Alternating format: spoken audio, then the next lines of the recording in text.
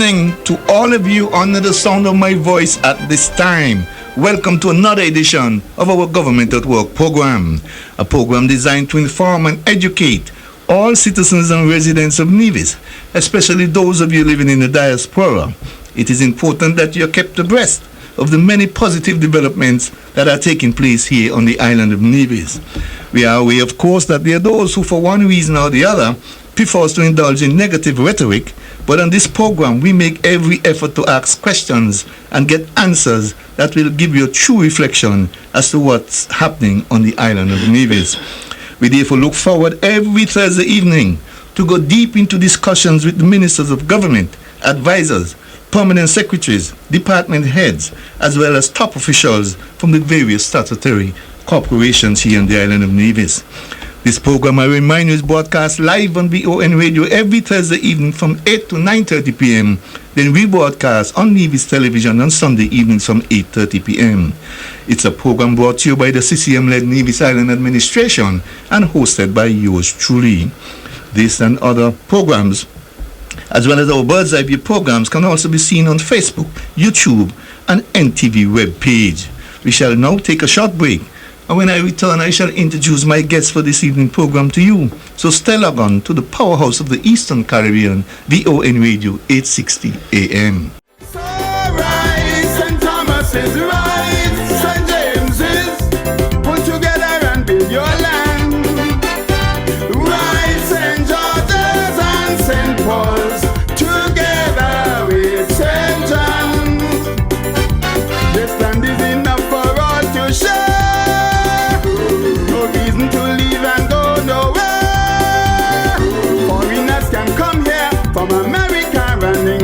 There's something mighty sweet about my land. And if the foreigners who live here can insist that it's here they're from, then I swear I'll never leave my native land. One people, one country. Welcome back. Folks, I am pleased to have as my guest this evening the federal representative for the constituency of St. James and St. Thomas's and special advisor to the Nevis Island Administration, the Honorable Alexis Jeffers. Honorable, Happy New Year to you and welcome once again to the program Government at Work. Thank you very much, Keith, and let me extend Happy New Year to you as well. I send that back to you tenfold. Let me say good night to all of our listeners and viewers at this point in time, and also extend best wishes for the year 2025 and beyond. And hopefully, Keith, we can be around next year to wish each other a Happy New Year as well. And that will be God's blessings on us. Yes, thank you for inviting me here again this time around, Keith. And I will say that it is always my pleasure to be here. And I was your first guest, and I say it over and over again. Yes. And it's always a pleasure to be in your company. And we should have a fruitful discussion this evening. And thank you once again. Definitely, we should have a fruitful discussion. And I want to invite you more often on the program, because indeed you were the first guest, my first guest, and you know we did this together in the early days. Yes. So we need to do it a little bit more often as we go forward. Now, I want to focus your attention in this first half of the program on the proposed upgrades to the Vance W. Amri International Airport and its surroundings. Let me start by asking you this. You have held 3 consultations thus far involving and updating the general public on the status of this project. Will there be any more consultations, or that's it for now?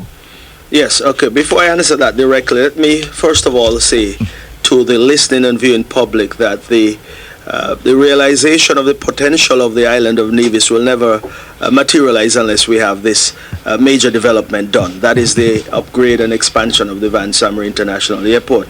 As a matter of fact, I will say to you that for us to remain competitive regionally and internationally, this project is a must.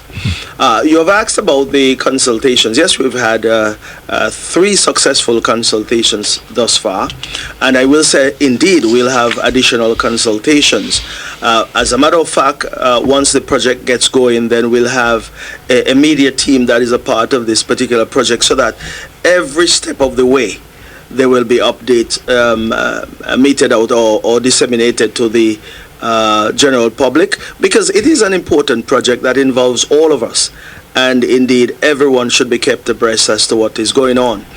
In terms of consultations, of course, we'll have further consultations with different agencies within the government, different ministries, of course, and indeed if we are asked to by, say, planning, for example, or any other entity, we'll have to do that. But we'll have certainly dialogues as we go along with the general public, to update the general public and to make sure that everyone is on board as we go along, because this is a meaningful project, very important project, and one that can certainly be a game changer here on the island of Nevis. Okay. Now, I'm aware that there were some little challenges regarding the lands around the particular area. Are you in a position to say whether or not the challenges around those lands in question are now fully resolved? Well, let's put it this way. Most of the challenges that you will have with a project of this nature, especially when you have to acquire or buy lands, is the initial conversation with land and property owners. That conversation was held since 2023. Those conversations, I should say. As a matter of fact, with negotiations, you'll have an offer, or perhaps a counter offer, and then finally acceptance when all parties agree to a certain price. We have come to that particular point where we have done the negotiations and we have had agreements on all sides in terms of price that we'll pay per square foot, or in some cases for properties. Now, at least I will say that there are additional conversations to be had, but by and large we have been successful in coming to some agreements, and we are now in the process of formulating the memorandum of transfers and so forth for the various parcels of lands that we intend to purchase to be a part of the airport perimeter or airport property when it's all said and done. So those have gone reasonably well. I will say further that I can say they've gone well if they would have gone well if we would have gotten a particular price, which would be a very low price. But the price that we would have negotiated, in my opinion, is still very reasonable. And for the area in which we are buying these lands, of course, it's a developed area. And of course, the price, in my opinion, was certainly, or is reasonable for what it's being used for and intended to be used for. That is. Mm-hmm. Now, what about the final drawings for the proposed upgrades? Has that been completed, or still? Well, I will say certain designs have been completed. For example, the road that will be the new road or the realigned road, the designs have been completed for that and already have been submitted to the Ministry of Communications and Works. So that is done. And of course, I don't know if you want to go into that particular bit of road a little bit more at this point or a bit later. A bit later, we'll get into but that. also there are other areas, for example, the fire station. That is about 85% complete in terms of the design. Same thing with the passenger terminal, and also the runway and the extension and so forth. All those are at, say, about 60 to 70% completed. But indeed, I will say further that, for example, the runway, the design for that will not be fully completed at this particular point in time. But what we intend to do when we get rolling, the work has been done on that portion thus far, meaning heading eastwards and also to the west. But those detailed drawings and so forth will be available once the project gets going. But preliminary designs are there for sure. Okay, great. Now, the question of the EIA always come up. Mm-hmm. Is it safe to say that that has been signed off on by the Department of Planning, or it's still in the works? No, I would not use the term signed off on, because you see the process when it comes to an EIA, or these days it is called an Environmental and Social Impact Assessment, ESIA. Mm-hmm. The way it works is that the developer will compile the EIA or ESIA, and then thereafter it's submitted, 3 copies of it is submitted to the planning or the Department of Physical Planning. So those steps have been taken, and then the Department of Physical Planning will then place that particular document at a conspicuous location. It was placed at the Nevis Public Library. And this time around, we took it one step further and we were able to make it available electronically. So persons were able to download the document and look at it. And of course, comments will be sent to the Department of Physical Planning, and then the developer will know about these comments, concerns. We also got some comments and concerns that were raised at the presentation we made up there at Pond Hill back in, I believe it was November. November, yes, I believe it was. And also those were taken on board. So any adjustments to be made or correction or further steps to be taken will be done accordingly. So that's why I said it's not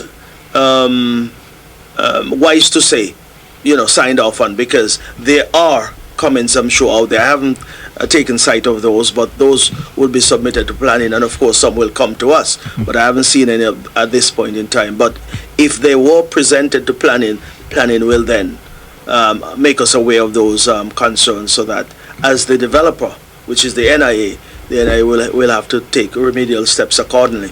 But that was a consultation that was successful. We had quite a number of persons who came and raised concerns, of course, and we are cognizant of those concerns. And of course, the whole attempt here is to make sure you can find mitigating strategies to counter and to minimize some of these challenges. But the EIA is still a document, a working and a live document out there that will have to be addressed accordingly. Okay, great. Now, much has been said about the financing for this project. Could you shed some light on that for us, so that truth could be out there for those who wish to know it? Well, let me say from the onset that the partnership that we're forging with Mr. Patrick Dry is still one that exists. We had a meeting with him, that is the Premier, Mark Brantley, and I, back in December. I believe it was the 30th of December, and he gave his 110% assurance that he's still on board.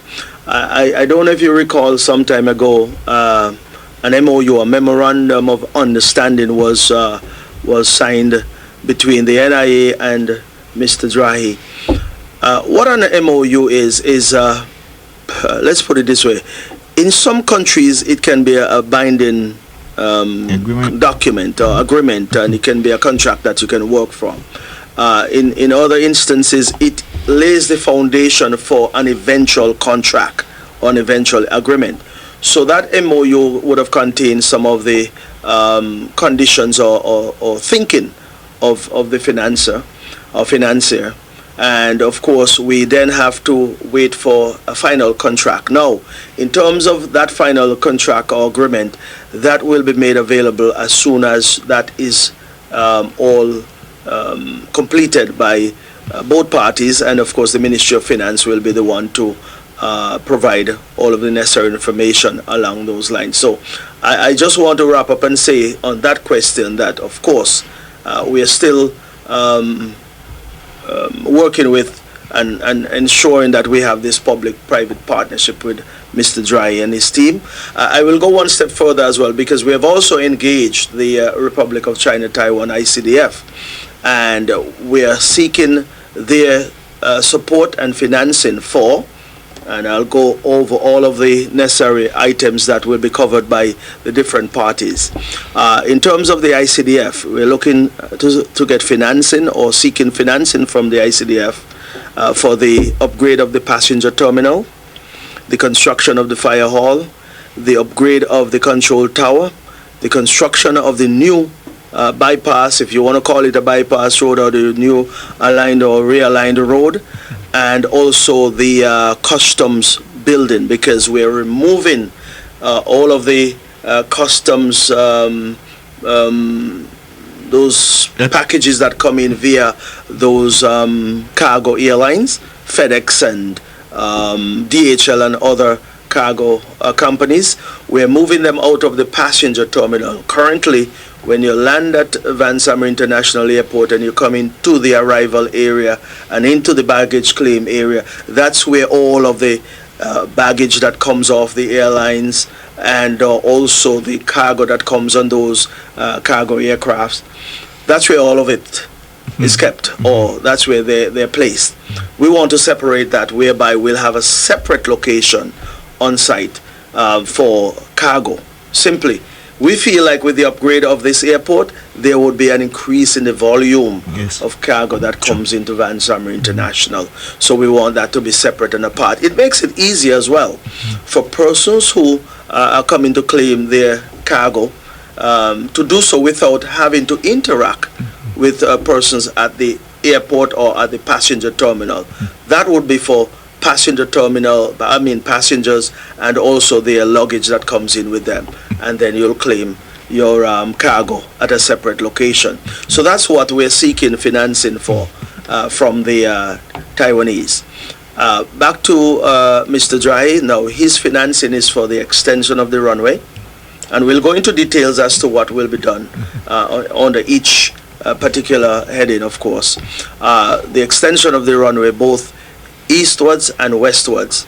The reinforcement of the runway, the upgrade of the lighting along the airfield, and also the construction of brand new parking apron. We'll also be upgrading the apron directly in front of the passenger terminal itself, and of course construction of a brand new parking apron, and also we're seeking to actually construct a brand new fuel farm. Right now, if you cast your mind over to the Van Summer International Airport, you see an area there where there are some tanks that, they store their fuel and what's not at this point in time.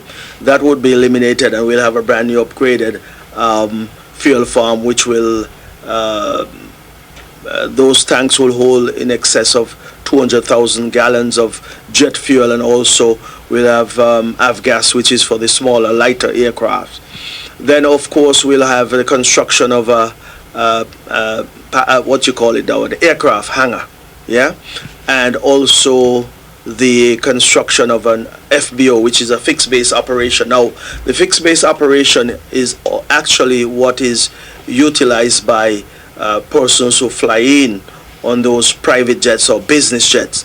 Instead of them going into the passenger terminal and mixing with the regular passengers there, they get that particular type of service through the fixed base operation, where you have customs and immigration and the likes in that particular facility. So those are what the funding from Mr. Dry would cover. And then, of course, I gave you an outline as to what the funding from the Taiwan ICDF will cover as well. So we have those two areas and those two source of financing that we're trying to complete all of the arrangement here in short order. I'm confident that we're heading in the right direction in that regard. Okay. There was some mention of the federal government assisting as well? Yes. Well, the federal government, we have sought their assistance with the financing of the purchase of the lands that we're buying to expand the airport. Now, I can say that loan, I think the board is going to be meeting next Tuesday, the 28th of January, to finalize that loan that will be somewhere in the region of 20 million East dollars to pay for all of the lands, which I will say that we are seeking to purchase about 50 plus acres of lands, substantial amount of lands. So the Van Summer International Airport and the property on a whole will be expanded tremendously with this particular purchase to give NASPA the management of almost 100 acres of land over there. So that is what the federal government is seeking to assist us with. And of course, like I said, next Tuesday, the board will meet, the National Bank board that is, and we are hoping to have, that approval in short order so we can proceed. I will say to you as well, Keith, that we have started the process of compiling those memorandum of transfers for those lands that we have finalized agreements for. Because we're hoping that once the monies are available, we can pay out persons as quickly as possible and move forward as quickly as possible with this project. We anticipate that, I'm sure you'll ask me when do I anticipate this project to start, but I don't want to preempt you, but I know that question will come because that is the question being asked by many persons out there. People are no longer asking if the project will get started, but when.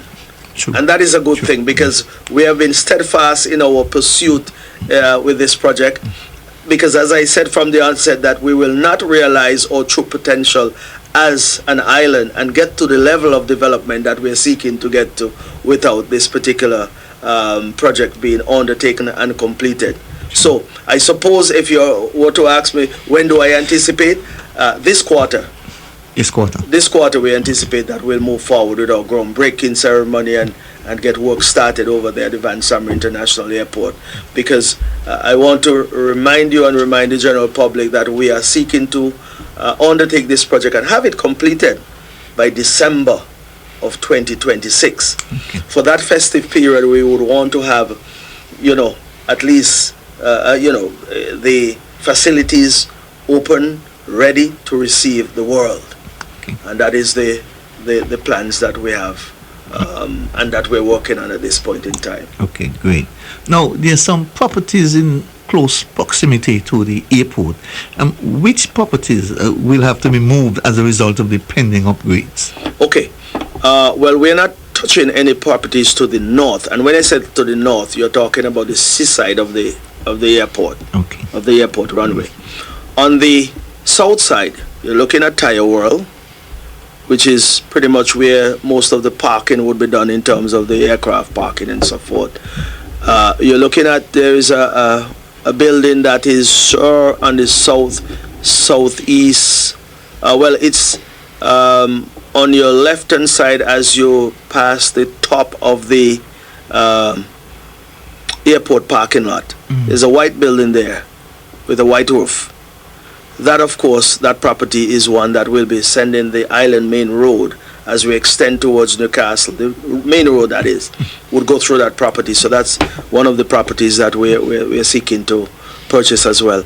And then those properties that, to make it easy, that are on the seaside of the island main road, stretching from where the new or the temporary fire hall, where that is, moving towards, up towards Arlene Shop and those areas. We're seeking to, at least in this particular phase, we have spoken to pretty much everyone along that thoroughfare, that we would want to make sure that we open the airport fence at this point in time. We could have done so without it, I'll say that.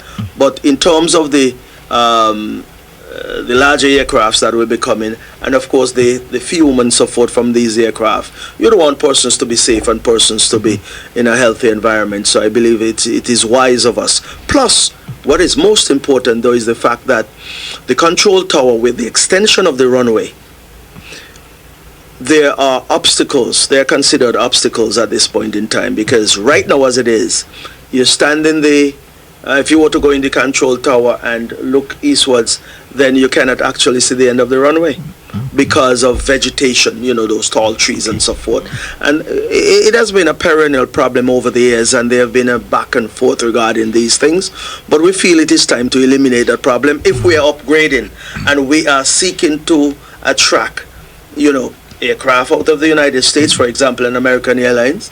All these things will be looked at in terms of the safety and whether we're meeting the standards that are set by the by ECA, which is the Eastern Caribbean Civil Aviation Authority, and also the FAA, which is the Federal Aviation Authority. Yeah. So you have to be able to beat those standards and exceed them as well. So that is why we are seeking to get that side of the runway and that side of the property at least clear, so that you can see the added extension heading east as well. Okay.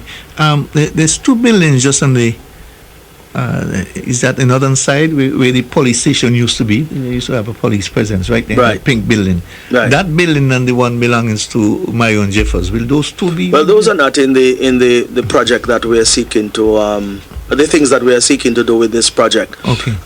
If I were to just give you somewhat of a picture, that road that sits at the top of the airport parking lot and in front of those two properties you just mentioned, that will be sent through that same property with the white roof, that building next door with the white roof, through that property, and then reconnect to the island main road just in front of where the fire officers are now stationed. So it will be cutting through that property and reconnecting. So they're not in the scope of the project that we are seeking to undertake. Okay. Now, when I went to New York recently, there's a $25 billion project going on at JFK, but the airport is still running as normal. Would the proposed work on this project affect the daily operations at the airport, especially in terms of planes flying in, to, and out of Vance W. Emery? Not necessarily planes that are flying in and out, but there will be some disruption, I'm sure. But here's what we intend to do. The current runway as it stands, we can proceed with the construction eastwards without affecting the current runway. Because we are adding an additional just over 1,000 feet heading eastwards. So we can have those work being done and aircraft land and take off as normal. Right. A lot of the work that will be done in terms of resurfacing and so forth will be done after the airport close. Because we have those cargo aircraft that comes in there 5, 6 o'clock. Of course, there are times when you'll have a win air on a weekend, for example. Now, adjustments will be made with some of these schedules to accommodate work in the evening or in the night. So every effort will be made to minimize disruption. Of course, when it comes to the passenger terminal itself, there will be a lot of work done on that terminal. And of course, as persons travel in and out, there will be inconvenience in some way. There will be some inconvenience. But of course, that happens all over the world, Keith. All over the world, you see work ongoing on passenger terminals. I see it happen. I saw it happening in St. Martin. Saw it happening elsewhere. But that doesn't stop the flow. But of course, the inconveniences will be there. And the good thing about the inconveniences is that it would lead to convenience in the end, whereby we'll have an upgraded facility, one that is comfortable for passengers who are arriving and departing, and the aesthetics and everything about the passenger terminal will be so nice. So we're moving towards that. But the works outside of the terminal, meaning construction of the parking apron, and also the fuel farm and the likes, all those will be ongoing while aircraft are coming and going, since they're not in the immediate pathway of aircraft landing or taking off. So but based on what the work schedule will be like, or the work plan, it will be done in such a way to minimize any major disruption and to ensure that the airport continues to function as normal. Okay, great. Now, in terms of, speaking of work, in terms of contractual or subcontractual work in this project, could you enlighten us a little bit more on that? For instance, who will be the contractors, if you know already, and if possible, some of the subcontractors? Right. We haven't selected a contractor as yet, of course. Well, you have to have money to start to talk to contractors as far as I'm concerned, so we're getting there. But like I said, whatever we do would be in short order, meaning, as I told you, there are work that is to be started, that will be started in this quarter, and at least the selection of a contractor. Subcontractors would be born out of a contractor, for example, or there are certain things that the NIA itself might very well undertake and then assign to various entities here on the island of Nevis. So the work program and what is involved will be worked out and flushed out accordingly. Now, here's the thing, Keith, that my job up to this point in time was to actually bring all the pieces together with respect to this project. You understand that we would have had dialogue with property owners or consultants who we've been working with for a number of years now. That is the Perez Engineering Group. They also there's the interaction on a daily basis with that particular group, and of course there is interaction as well with the NIA. So up to this point in time, we have been taking it step by step, And so as we go along, there are new things that would come into the mix, and we'll deal with those accordingly. But so far, I will say we have gotten to the point where we are with making sure that we cover all of our bases as we go along. But contractors, subcontractors, and persons who would indeed get work there at the Van Summer International Airport during the construction phase, all that will be known shortly. Okay, great. Let me pick your brain for a little bit. During the construction phase, how much employment do you anticipate may be generated as a result? Well, quite a number of persons will be employed, and also, you spoke about subcontractors, for example. We'll have need for a number of truckers, and if a truck owner is on the job, then he's employed. Yes. Yeah? Backhoe operators, excavators, heavy equipment in general, all type of heavy equipment that are needed in this particular type of work. And of course, the various contractors who will be there would have their group of employees as well. And indeed, I would think that in excess of 100 persons or more will be gainfully employed during this particular phase of the construction. That is when we get started. Surveyors and laborers and persons who would be tallying trucks and so forth. So you have quite a number of persons. As a matter of fact, we'll also have to include all those who will be working along with the contractor in terms of engineers who will be doing soil testing, who will be doing other things that are, that are associated with this type of project. So in terms of articulating all of the persons who will be working there, a number of persons from various fields will be employed during the construction phase, So my guess is well over 100 persons will be gainfully employed. And so in time to come, as we go along, all of these positions will be made known, and persons or young people will just have to get themselves ready and in a position to come and capitalize and take advantage of employment when the time comes. But work will be there, and that is what this type of project will do here on the island of Nevis, and that is to increase the employment and also increase revenue for families and household as well. So it is a major project to undertake that will bring about substantial benefits to one and all. Yeah. Well, speaking of that, how do you see this proposed airport upgrades impacting the Nevisian economy in the long run? When it is? Well, you said the long run, but you have to take it step by step. Yes, Near run, I agree. medium run, and long run. In all areas, this would have a significant impact on the economy. We just spoke about the construction phase. During the construction phase, of course, there'll be employment. Money is going into the economy every day because, of course, you'll have to procure materials for the construction phase, whether it's concrete, whether it's building material, whether it's importation of items that are needed for various parts of the project.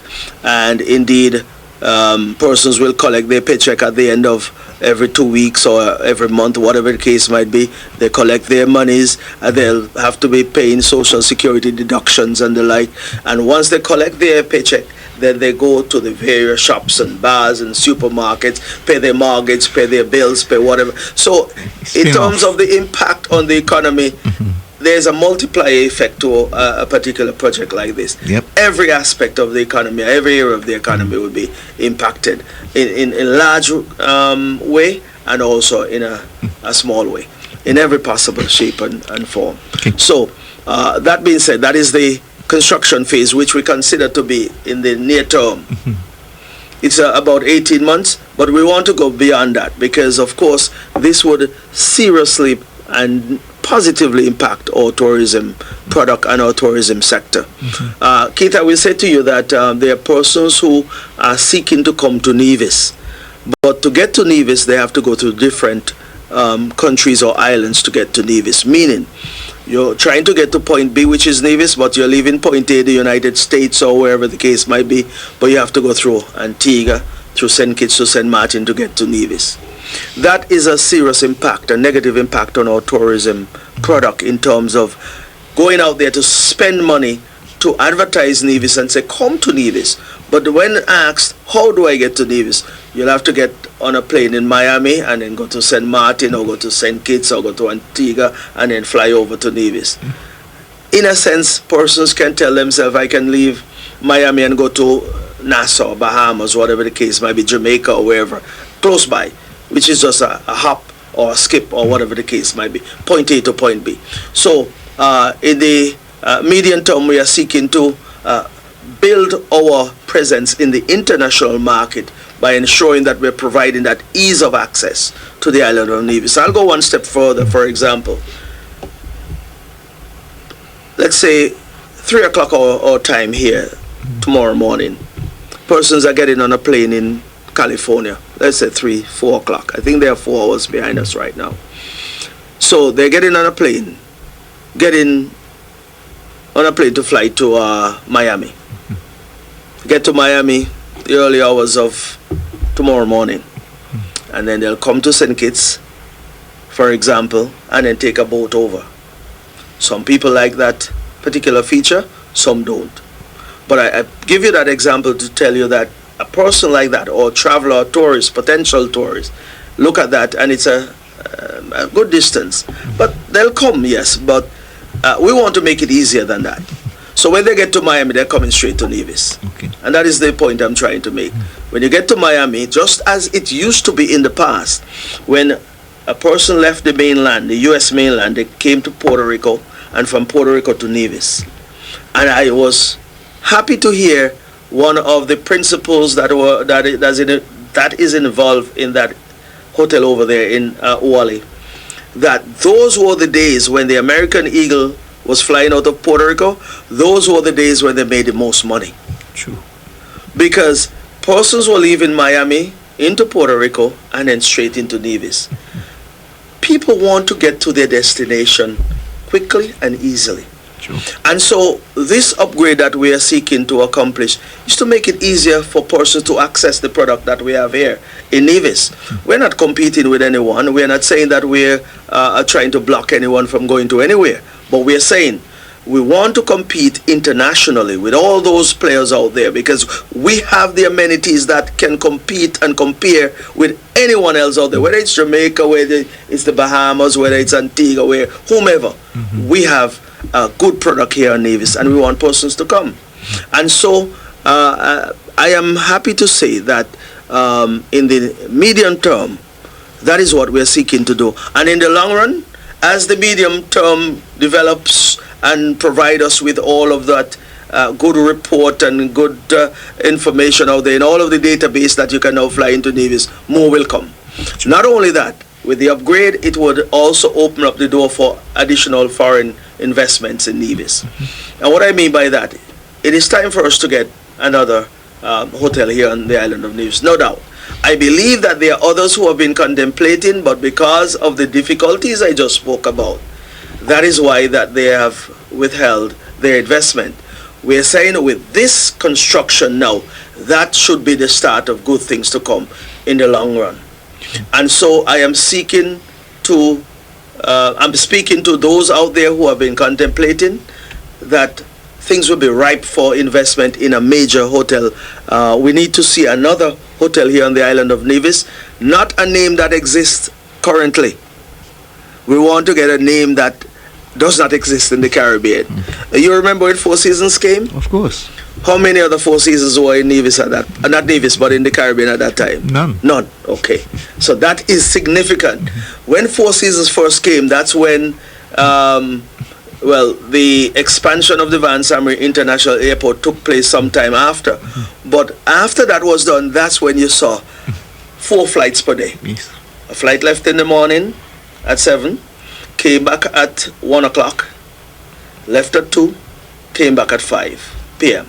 So we had 4 flights emanating in and out of our leaving and coming back to the Van Samre International Airport. So in the long run, that is what we are seeking to accomplish. That's why I said, well, let's break it down into short term, medium term, and long term. So in the long run, we expect to see a brand here in Nevis that doesn't exist in the Caribbean. So Nevis has always been the leader in this regard. Because remember, the Bath Hotel was the first. Yes. Four Seasons was the first, and I expect to hear some name that has never come before to come to Nevis. Never come to the Caribbean before, but come to Nevis, and that is what we're seeking to achieve. You see, you started by saying we're talking positive things here. That's why I'm speaking positively, because I believe that is the case, and I believe someone is waiting, and someone wants to come. But the challenges that are there right now with getting their visitors or their guests here, the challenges are there, and we're seeking to eliminate that. And by eliminating that, I know we'll get those investments yes. Here on the island of Nevis. Okay. We're ripe for that, and we're ready for it. Yeah. Great. Now, let me ask you this: what about the effects on the constituency of St. James itself? How do you see the upgrades impacting that rapidly growing constituency? Well, it will be huge in the sense that the property itself, the airport property itself, of course, it is in need of a facelift. It needs to be upgraded so that it can look better to start with. I would go back a couple of years, Keith, and say to you, a lot of the young men in Newcastle who are now, well, back then, who are now senior persons in our community, started, the first job they had was at the Newcastle airport, whether they were ramp attendant, baggage handlers, airline attendants, or whatever the case might be. They started there, and a lot of them have gone on to live successful life. Now, our young people who are here now looking for opportunities in the constituency of St. James, but more so throughout the whole of Nevis, we are hoping that this particular upgrade will give them that platform where they can build a foundation and build a life through that particular airport and that particular industry, which is the service industry. That being said, along the way, you'll have additional businesses that will be created in St. James. Because, of course, if persons are now moving into St. James, which they are, they'll find employment at the Van Samer International Airport. They'll have more disposable income. It therefore means that they'll have money to spend. True. And if they have money to spend, they want to spend it somewhere. And then that would open up opportunities for persons who want to get into some form of business to capitalize on those persons who have monies to spend. Not only that, I really think that the whole idea of having that real estate in St. James is a major, major plus for us. I make the joke sometimes, and I say that by the time we're done with that airport, since we now have that seaport down there at Oale, well, we have all of the amenities as a constituency to separate from the whole of Nevis. It is a joke, eh? Yes. But we have a university. We have police station, we have churches, we have health center, we have, playfield, the VOJ playfield. We have, as I said, the seaport and airport to be expanded. And we have all the amenities over there to suggest that we can proceed on our own, but that's not the case. But I'm just making joke with that. But it's good to see these developments in our constituency over there, the constituency of St. James. And that is why I have to mention this, because sometime last year, the leader of the NRP and those in the NRP who are much older than some of us, and that's why I'm stressing the young people who will be getting an opportunity to find employment in the construction and also at the end when the airport is in full operation.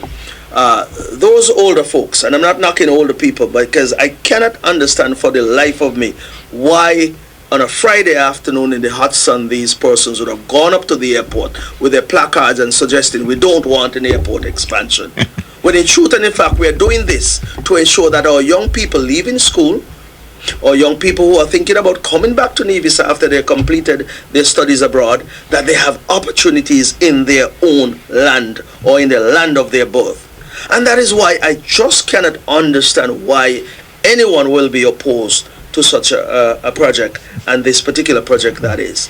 So when that protest was taking place up there, I looked at it and I looked at the face of all of the persons there. and all of them would have gone beyond their prime, so to speak.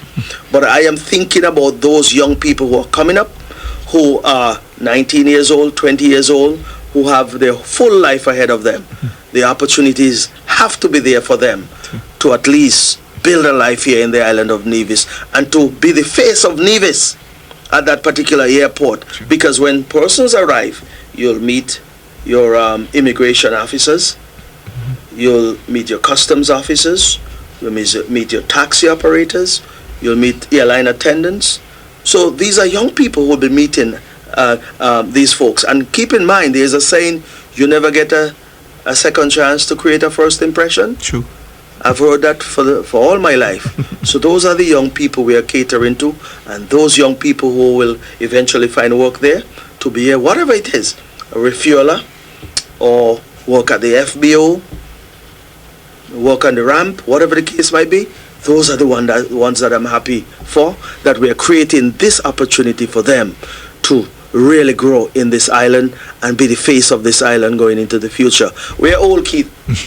Not so old. Well, I'm 56 years old. But I still feel young, eh? Anyway, and that's why I'm thinking young and thinking for the young, and believe that the young people should have their space and have their time to excel, and also to make sure that they carry on that legacy that persons like you and I would have built on based on the experiences of the past and those who would have gone on before us. It is like a relay race in life. In life, it's a relay race. You pass on the baton. Yeah. So we're going to pass on the baton someday to those young people so that they can run with it, and then they'll eventually pass it on thereafter. So that is what we're seeking to do up there in at the Van Summer International Airport, which will have a huge impact on the constituency of St. James and by extension the entire island of Nevis. Sounds good to me, very good to me. Folks, you're listening to Government at Work. My guest this evening is the Honorable Alexis Jeffers. We shall take a short break, and when we return, we shall continue with our discussions here on Government at Work. So right, St. Thomas is right, St. James is put together and build your land. Right, St. George's and St. Paul's together with St. John's. This land is enough for all to share. No reason to leave and go nowhere. Foreigners can come here from America and England. There is something mighty sweet about my land. And if the foreigners who live here can insist that it's here they're from, then I swear I'll never leave my native land. One people, one country. Welcome back. Honorable, talk to us a little about some of the new features that we can expect to see when the upgrades are completed, especially in the upgraded terminal building. Okay.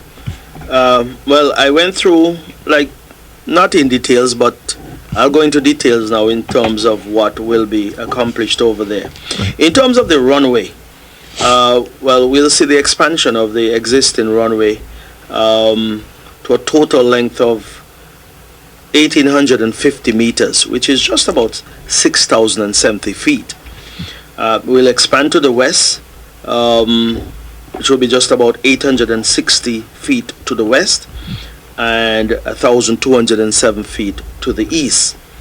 So that will be the complete runway in terms of asphalt, and of course you'll have an area for aircraft to turn at either end of the runway as well. Yeah, there'll be some sea construction, some work done in the sea at the western end of the runway. And then, of course, we'll be doing some rehabilitation work of the apron, as I said before, in front of the terminal itself.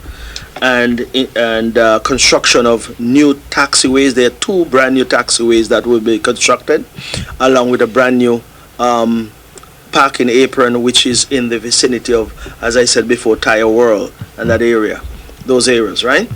Additionally, the entire perimeter of the airport property will be refenced, brand new fence. As it is right now, you pass there, you see what it's like. So that will be torn down and brand new fencing will be done of the entire airport perimeter. which would be about 14,800 feet of fencing will be done over there as well. There will be the replacement of the existing airport or airfield lighting. So brand new LED lighting will be installed. And of course, the pavement itself, the runway will be reinforced because of course you're getting heavier aircraft. And the aircraft that we're seeking to attract here on the island of Nevis, which would be perhaps the largest that will come, will be the Embraer 175. That particular aircraft carries a maximum of just about 76 to 80 passengers, based on the configuration of the seating and so forth. Indeed, we'll have all of the business jets, all of the major business jets that fly throughout the world will be able to land there. You have the Challengers, the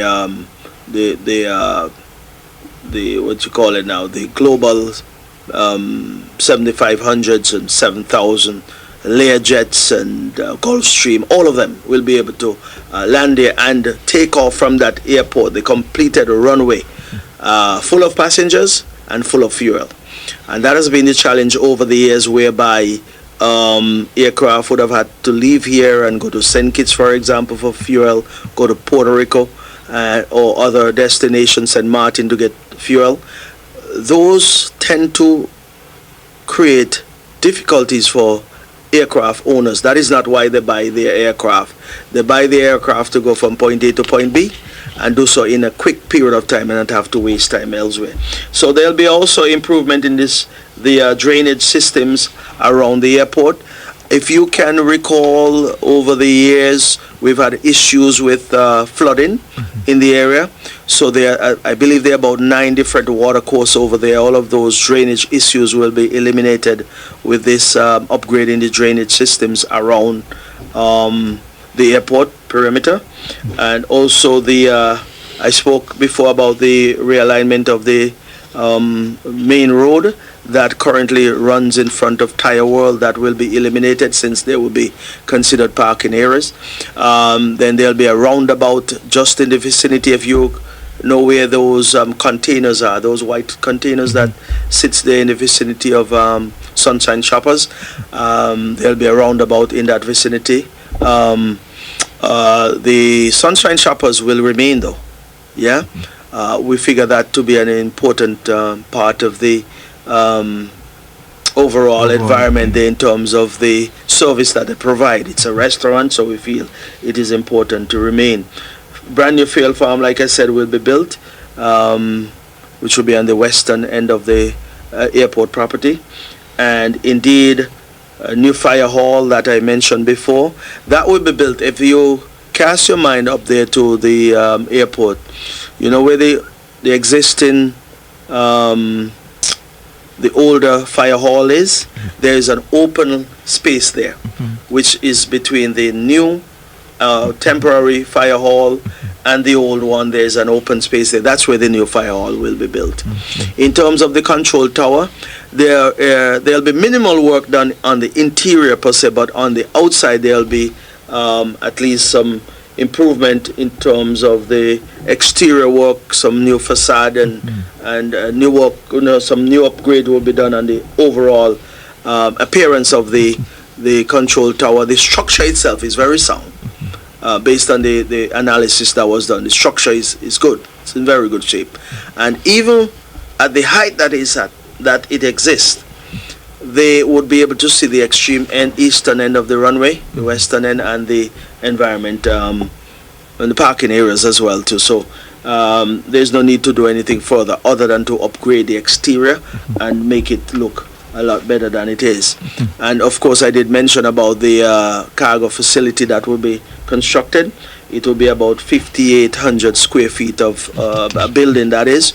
We have seen the floor plan for that already, and indeed some additional ideas will be added so that we can be in a good position to say it is a building that will serve us now and into the future as well. Plus I did mention about the FBO, the fixed base operation, that will be constructed as well, plus the aircraft hangar. So all these things will be done. Keith, let me say that We are extending the runway 6,070 feet. And just to give you by way of comparison, you can have a piece of road built in Nevis which is 6,070 feet. And you know, buses, trucks and cars and the likes will use it every day. But that would be for local purposes, for persons to traverse and move from one point to the next here on the island. With this extension of 6,070 feet, you're seeking to gain access to the international arena, to the entire world. Aircraft would be able to leave here and go to all states within the United States. Well, not 50, but 48 states on the mainland itself. Canada, Europe, the United Kingdom, France, Germany, Africa, Morocco, wherever. And of course, perhaps to Asia as well, yeah? To Asia, they might have to make one stop. But, you know, they can leave here and make one stop and then on to all parts of Asia. So, but I know they can leave here directly to Europe because those Global 7500s can fly for up to 15 hours. It's 8 hours to Europe. So, 15 hours, any destination, they can get you there, yeah? So that is why I say it is a huge quantum leap forward, if I were to categorize it that way, when you extend to 6,070 feet of asphalt that will be used at the airport as against here on the island. We love our roads here on the island, yes, but it's for local use. But this is for regional and international use, and also to South America. I didn't even mention South America, to Argentina, Brazil, and the like. So this would open up the island to huge things, to the entire world. And that is the big difference with what we're doing as against merely building a few roads here and there. So this is big business I'm talking about, Keith. Okay, great. Now, the private jet parking is said to be one of the main attractions of this project. Right. Tell us a little more about that. For example, how many jets the parking lot will be able to hold, and you know, right, where exactly will the area be located? Okay. So I did mention before that that area, Tire World and heading westwards, all those lands heading west along the island main road. This is on the south side, the mountain side. Right. You come around the bend down here where the Woods property is. Right.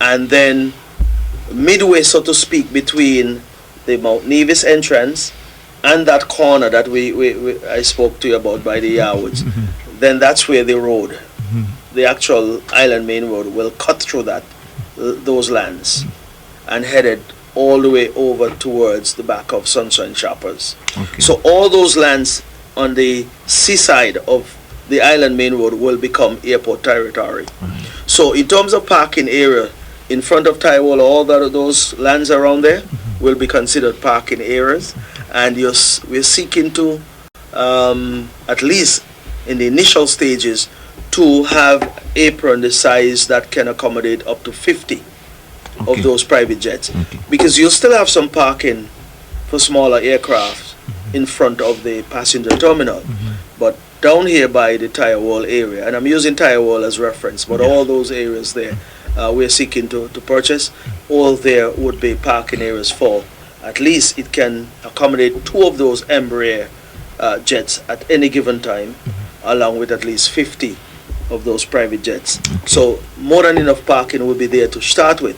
And as time go by, as the years go by, and the business at the airport increases and the demand is there, then of course you'll have lands to expand further. So there'll be space. Okay, great. Now, let me ask you this. Would the proposed upgrades affect Newcastle fishermen in any way? Yes, and I have to be very clear about that, because initially we were hoping that it may not. But you see, with some of the challenges that you're having over there is, you know, these birds, these, what do you call them, seagulls or whatever they are. Once you're cleaning fish and that type of environment, it attracts these birds. Now, if you were to follow news items in recent years, you would realize that there are times when these aircraft, upon taking off, will ingest some of these birds create difficulties. Yeah. And we're seeking to eliminate that. But of course we have an option, an alternative for the fisher folks over there in Newcastle. Up at Herbert Beach, in the eastern corner of the Herbert Beach lands, we're seeking to relocate them to that area. So there'll be an alternative available to them, but it will be a major challenge to have them in and around airport environment, because it will certainly create a problem and a challenge there for sure. So we have said that before. Initially, like I said, we were thinking we may not have had to do that, but as it stands, we'll have to do that, and that will create some concerns, I'm sure, by folks. But we are not leaving our fisher folks, hanging, so to speak, or without a home. But they'll have a home when it's all said and done. Okay, great. Now, the sea, as you're aware, has started to erode some of the lands going towards the Newcastle Bay Marina area, where the Pizza Hut is. Will there be some protection put in place in that area, a seawall, fence, perhaps? Absolutely, because what it is now, every airport have a perimeter road in the event of emergency. So as it stands, there will be a road on the outer perimeter fence of the airport property.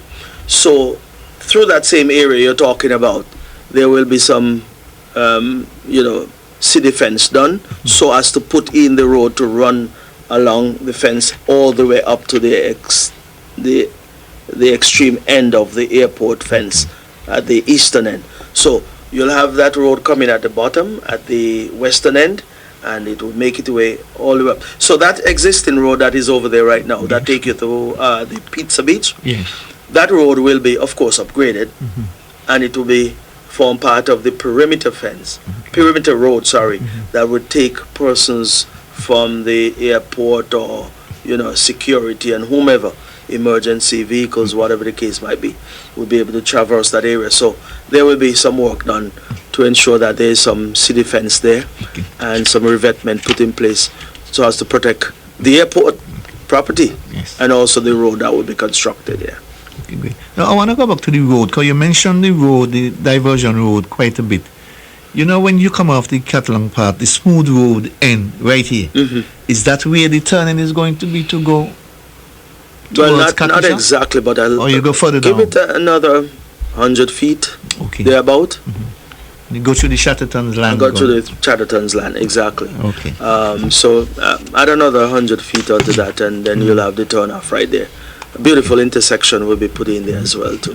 Plus, you'll also be able to continue towards the corner, and then to the back of the runway, and then connect to the same road in front of Jiff. That same road that takes you up to the marina. Newcastle Marina. Yes. So just imagine that road extending going west to the back of the runway, instead of what exists now. You go down towards Drift, at the back of the current runway, that road takes you down to Drift. Yes. Take that road up and put it to the back of the extension that we'll be doing. Okay. And then you'll have that perimeter road that takes you to Drift, and then all the way up to Newcastle Bay Marina, and all the way up to the gut. Yes. We call it Nisbet Gut or whatever you want to call it here, and then back onto the main road. So you'll be able to make that connection. Great. Now, Honorable, I want us, because we have exhausted the airport section, I want us now to reflect for a bit on some of the projects that you would have presided over when you were the minister responsible for those projects. Because it is quite easy for one to forget the contribution that you would have made when you were the minister in charge a mere 2.5 years ago. You were the minister responsible for agriculture, lands, housing, fisheries, etc. Not only the minister, but the driving force behind a number of these projects, including the Indian Castle Fruit Farm, the improvements and the success of the abattoir, the improvements at the agro-processors union, livestock farming, fisheries, housing, etc., etc. I want to look at the improvements that has been made in those areas thus far and get your feedback on where they are currently, starting with the fruit farm at Indian Castle. First of all, when was the last time you visited the farm? Well, those sounds like questions you'll ask the current minister, Minister Evelyn. But anyway, No, I wanted your take on it as a former minister with the current situation. Okay. Well, I believe my last trip to Indian Castle was about a week and a half ago, I believe. Okay, great. Well, they have had some challenges down there because, of course, last year was a rough year in terms of rainfall. So they have had to, deal with those circumstances down there. And the assurance is there from Minister Evelyn that all efforts are being exerted to ensure that they can, bring that facility back to where it once was. And like I said, the challenge was with the weather last year. That being said, it is still a project that needs attention, that would be considered one of those things that was accomplished under the CCM administration that would have caused us to move from what we once had down there, which was a field of cotton, which meant nothing to anyone. But what we have done down there in terms of the procurement of over 5,000 coconut trees and planting of banana trees, mango trees, punganut apple, sugar apple that is, and also soursop. We have had some production down there. And even watermelon, there was a huge producer of watermelon down there. So those things would have to be worked on by the minister and his team, and I have every confidence in them that they'll be able to, do that and redeem themselves accordingly. Because, like I said, the challenges of last year were there, and you cannot forget that. But indeed, I expect them to continue to press on in their pursuit to, bring it back to where it once was. And that's why I said that when in life and in everything, in organizations and so forth, the baton is passed on, and you expect the baton to be taken and run with in terms of moving forward. And I have confidence in the folks who are putting out the effort down there. I still want to congratulate those who are there, who are trying their very best every day. And if I can go down and give some ideas, I will do that, which is not a problem for me. And I love going down there because back in the day, I used to go there every Tuesday morning, for example, and walk around and get my exercise and impart some knowledge and give some motivation to the guys who are there. So I expect all that to be done continuously so that we can continue to have, some return on our investment down there, which I'm certain that Minister Evelyn and his team are working towards. Yeah, I have no doubt they will do their best as well to achieve that goal. But I wanted to get your feedback on these things. For example, the coconut trees, no doubt, are the highlight of that farm. But are there any particular fruit trees that are going better than expected or not going as well as you had envisioned? Well, when I was there, everything was growing and growing well as far as I'm concerned. Like I said, the challenge was the difficult situation with the water last year. You see, plants are just like human. Yep. They need care and attention. And of course, the effort is there now to make sure that the care and attention is there. Water is and nurturing of the plants are important, and that is what they're doing. So, as it is, there's some trees down there, coconut trees that is, that already have jelly on them. They have already started fruiting.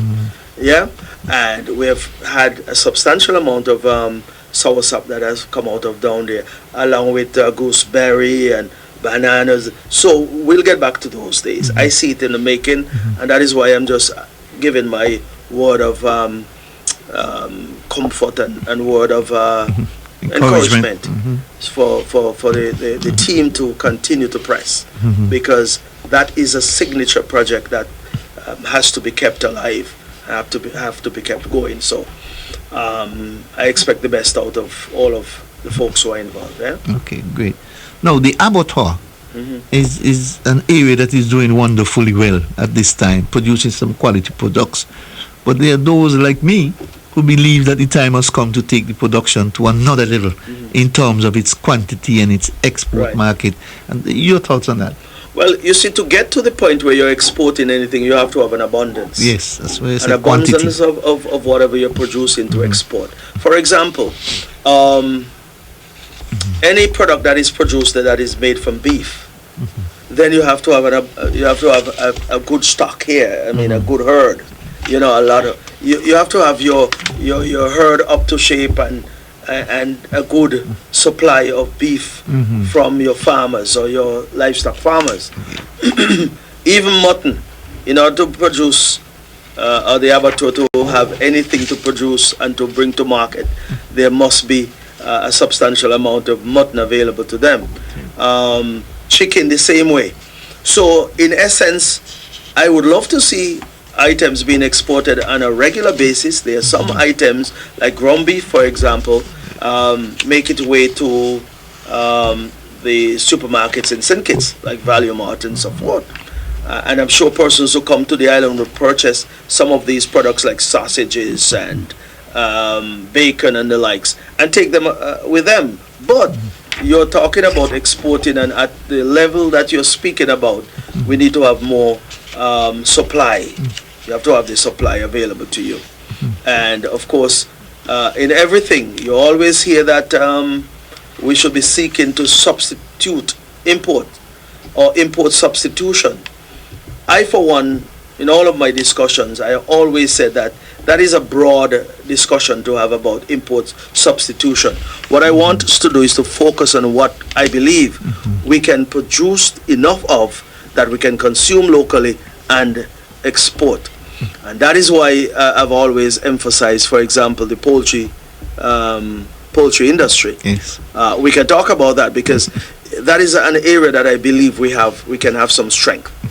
And so some of the other areas that we are, providing some of these items to the market here on Nevis, that is good enough, but we probably will never get to the point where we have an abundance. Yeah. But in terms of poultry, I believe that is a huge game changer for us. And that is where I would want to discuss in terms of even the abattoir or a facility that will accommodate that type of production, really. And we can discuss that, and that would be one that I can certainly tell you what my feeling is. Okay, we probably have to bring him back another time to talk about that because we're fast running out of time. But I have a couple other things that I wanted to touch base with you with. But if I may, Keith, hold your question, because you were talking about projects, but one of the things that I sometimes don't talk about that was, in my opinion, was huge on our part. The marketing division.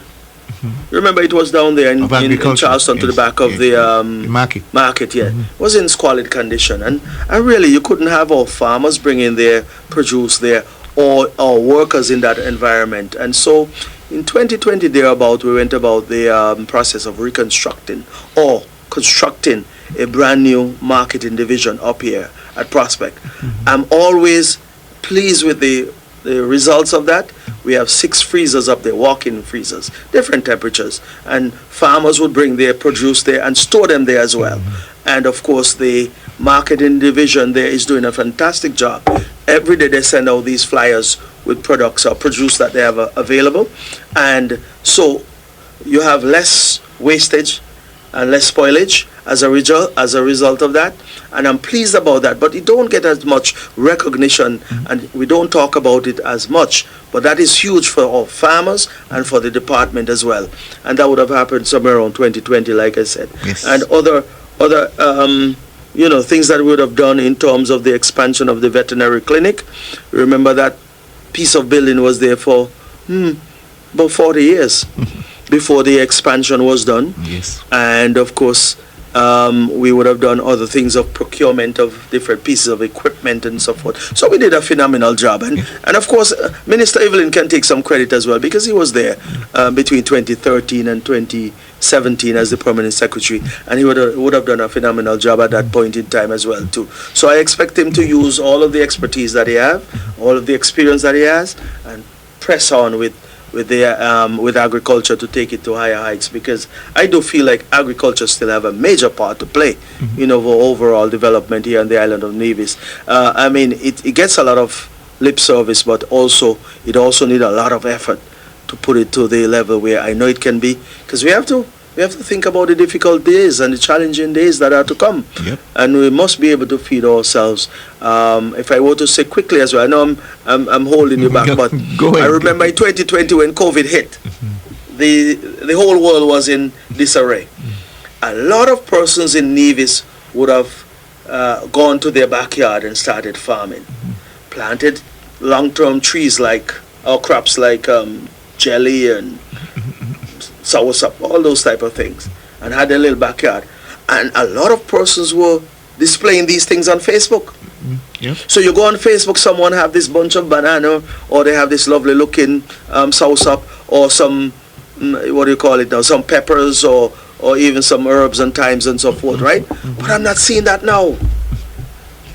We have gone back to the old days where we go to the supermarket to buy everything. But there were some concerns and some fear among our people in 2020 that would have motivated them to go into their backyard to plant. True. I want persons to come back to those days, or go back to those days, where there's no fear that there's a pandemic per se, but one may be on the horizon. But what I'm saying is that there's always value to eating out of your backyard. Eat what you grow and grow what you eat. Make food your medicine and your medicine your food. Those sayings are there for a reason. We were living that life before. Listen, Keith, I have some jelly cheese at home, and I'm picking jelly off of them. Planted back in 2021. I remember. Right? And I'll go outside and pick a jelly now. But I smile to myself now. I pick my soursop, I pick my pongonut, that kind of things. They were planted in bananas. They were planted in, and I'm eating out of my yard too. And I want people to get back to those days where they're planting in their backyard. Yes, they'll come and say the monkeys are there. Listen, the monkey cannot get all. But whatever you can do to minimize the impact of the monkeys, whether you'll have a dog in your yard, whatever the case might be, I don't know the real answer at this point in time, but you still have to plant. And you still have to find ways to outsmart those monkeys, because there are persons out there who are finding ways. But that being said, do not let that be a deterrent for you to go and plant, because you must be able to eat out of your backyard. We have enough space here in Nevis for everybody to eat something out of their backyard. If you exert the effort, the results will be there for you in the end. So you had a question for me, sorry. Well, we have taken up most of the time, but I want to get in this question before we take a look at this particular project that took place under your watch, as was mentioned earlier. And that is the Wally Pier. I mean, it has turned out to be such a success story that it deserves to be mentioned every time, right. Especially since you were highly criticized when you decided to proceed with it. And that, of course, is the Wally Pier and its surroundings. When you look at that particular project, what comes to mind, really? Well, let's put it this way. I've gone beyond that.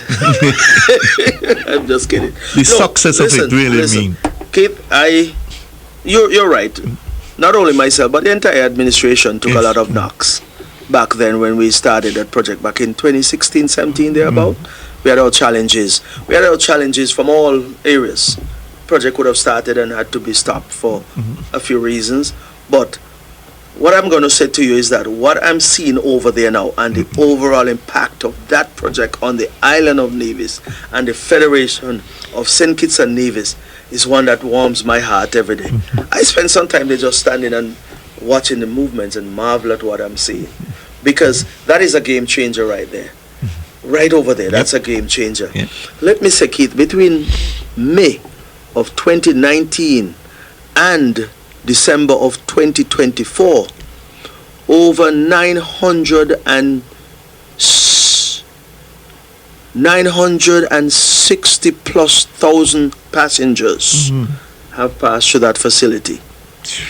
I am thinking that by the end of March, there about 1 million passengers would have passed through that facility. That is significant. Of course. And that is something that tells me that the vision of the CCM in government then, back in 2016, was the right thinking. Of course. It was visionary. And when I see the overall impact, not just with people moving back and forth, but what has mushroomed out of that particular facility and the movement of people. You have boat operators making money, And some people don't like to hear me say people are making money. People are making money in Nevis. Of course. Enough money too. Yeah, and sorry to put it that way, but people are making money. And I am not at all jealous of anyone. I'm happy for every single person who are making money here in Nevis. Because money is what you need to pay your bills and to live, right? Of course. Okay. So both operators, NASPA is making money, taxi operators are making money. People come to Nevis just to eat a dinner. So restaurants and bars are making money. Of course, Social Security would collect their Social Security contributions. And indeed, guest houses make money. Money is being made all around. People leave here to go to St. Kitts to work, they make money. People leave St. Kitts and come to Nevis to work, they make money. Some people are making a living out of that particular facility. And listen, that has been one of the biggest success stories here on the island of Nevis. And some may talk about Four Seasons every time they talk, where we can talk about that same facility every time we talk. Yes. Yeah, Four Seasons is a different type of investment as against this one. That was private investment. This is an investment made by the government, by the CCM-led Nevis Island Administration, and it is an investment in the people of Nevis and the island of Nevis. So that is a much larger investment in terms of what the overall impact and the returns have been over the years. And it would continue to grow as the numbers are suggesting. An average of about 23 to 25,000 per passengers pass through that facility every single month. And I want to impress upon all those who work there, all those who offer services there, to continue to offer service at the highest level, so that we can keep the standard that I'm seeing there, keep it up and keep it going, because the environment is clean. While I'm at that though, let me implore our drivers, persons who drive and traverse to the area, see it happening every day, where persons who know what exists there would come through there as the old people would say, with breakneck speed. It's not necessary. It's not necessary, Keith. A disaster is waiting to happen over there, and I don't want to see it happen, and I don't want to hear it happen, because it cannot end good. But persons are driving through there at breakneck speed, and I don't even know who they are trying to impress. They're not impressing me or anyone. But once you come over the hill there at Hurricane Hill, you must know that the facility is ahead of you. Right. Once you come around by Ginchap area, you must know the facility is ahead of you. And so I am asking our drivers to take your time when you come through that area, because I do not want to see anything happen over there. Maybe we should think of putting in some speed bumps in that particular area. That might be the answer. You can also put up some stoplights to slow down the traffic. That's true too. Well, in some way, but you can do all sorts of things. But it starts with responsible driving. Everyone who sits behind the wheel to drive, they must be responsible, and they must think about the other driver and the pedestrians that use the road. And so it starts with us as responsible drivers, all of us. And I raise my voice when I'm talking about that, because it should not be the case where we have to be talking about these things, because we understand what we are coming upon when we're driving in that area. And you have to slow down. Slow down. And not only that, I'm speaking throughout the whole of Nevis anyway, but I'm speaking particularly about that area. I don't want to see, because there's some pedestrian crossing there, told them. Yes. So what are you going to do? You're supposed to be approaching a pedestrian crossing with the thinking that someone might be ready to cross. True. So I'm asking us to be responsible. Great. Now the final leg of that project is the development of the parking area. What can we expect to see, or when can we expect to see that becoming a reality? Yeah. Well, the Nevis Island Administration will have to speak directly to that. There's some cleaning that was done recently, though. Yes. On the north side of the facility. Yes. That was overgrown and so forth. Yeah, that has brought some light into the place and added some additional parking. Yes. That area, though, would have to be paved and have a hard surface, along with the opposite side of the facility where there's the parking area. All those work need to be done in order to ensure that we have safe and proper parking. And also, some may say, well, you want to charge, but perhaps it is for NASPA to make some small revenue, because the lands were bought at a cost of 1.9 million EC dollars. So there must be some way to recover some of that money. True. Or those monies. So it is for the NIA to come up with the final plans on those, but the work has started already in terms of the design of the parking space over there. So I'll let those in the NIA speak directly to that, because I don't know what the discussions are around the table as it is. But the whole idea previously was to make the surface a hard surface, mark it properly, and secure it in such a way that at least there may be some way of collecting some small revenues to pay for the upkeep and to pay for the lands that were bought and what's not. So they'll determine that accordingly. We didn't get a chance to touch the housing development here in the island of Nevis. I mean, you would have spearhead the efforts in that regard, especially at Madden's. Your thoughts on how it is progressing, especially the third phase? Third phase, well, what I would say is that Madden's continue to be a signature project in the housing landscape here in the Federation and beyond. True. One of the better housing developments that you'll find anywhere in the sub-region. From what I understand is that pretty much all of the lots, even up to the third phase, are gone. That shows that there is a demand for housing here on the island of Nevis, and I believe the Minister Evelyn would have articulated how many houses he intends to build for this fiscal year. Of course, there's always the need for additional land space, but over there at Madden's, I believe the land space go all the way down to the ocean edge. So if I'm thinking the way that they're thinking, or they're thinking like I'm thinking, there could be a fourth phase. You can do a fourth phase and go all the way down to the ocean, I suppose. Because once the demand is there, you have to find a way to fulfill the demand. All young people are seeking to own their own home, True. And more power to them, and I appreciate that type of thinking. And so if they are on that particular line of thinking and on that pathway, let us provide the pathway make the pathway available to them to home ownership. And I want to implore upon our banks to continue to give good consideration to our young people who are seeking to own a home, because once you own a home, that's additional powers and additional strength, and we want our young people to have a stake in their homeland, and that is a good way for them to do so. And so I always implore upon them to think seriously about owning their own home. And so I am pleased with the demand that is there for housing, and I want us to continue to provide a solution in that regard. Okay, great. Honorable, I want to thank you very much for taking time out of your busy schedule to be with us this evening. Like I say, you got to come more often, because there's a lot of things we didn't get to touch. And I want to give you your final words to our listening and viewing audience at this time. Well, once again, I want to wish the entire Nevision public and all those in the Federation all the best for the rest of this year. Take care of yourself and your family. Go on out and continue to work hard.